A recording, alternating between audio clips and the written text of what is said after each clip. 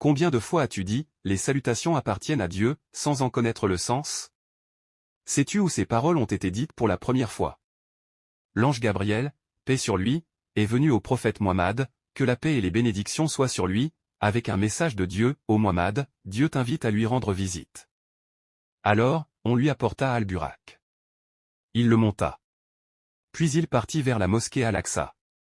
Et depuis la mosquée Al-Aqsa, il fut élevé vers les cieux supérieurs, un ciel, puis un deuxième, puis un troisième, un quatrième, un cinquième, un sixième, un septième, jusqu'à atteindre le septième ciel.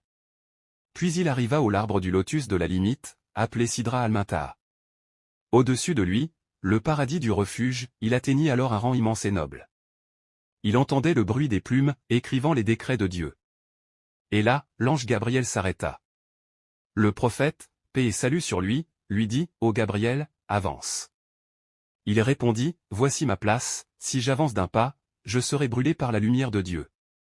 Alors le prophète continua seul. Jusqu'à atteindre un rang glorieux et honoré, et là, il voulut saluer son Seigneur. Mais comment saluer Dieu? Peut-on dire, que la paix soit sur toi, alors que Dieu est lui-même la paix? Alors Dieu lui inspira ces paroles, les salutations appartiennent à Dieu, ainsi que les prières et les bonnes choses. C'est-à-dire, toute glorification, toute adoration, et tout le bien, appartiennent à Dieu seul. Alors Dieu répondit, que la paix soit sur toi, ô prophète, ainsi que la miséricorde de Dieu et ses bénédictions. Et le prophète ne fut pas égoïste, il répondit, que la paix soit sur nous, et sur les serviteurs pieux de Dieu. Ainsi, cela englobe chaque serviteur vertueux, sur la terre et dans les cieux. Et l'ange Gabriel entendait ce dialogue, alors il dit, j'atteste qu'il n'y a de divinité que Dieu, et j'atteste que Muhammad est son serviteur et son messager. Ainsi, ces paroles sont devenues une partie de notre prière. Nous les répétons chaque jour, sans mesurer leur grandeur. À chaque fois que tu récites le Tashahoud, rappelle-toi, que tu répètes des paroles prononcées.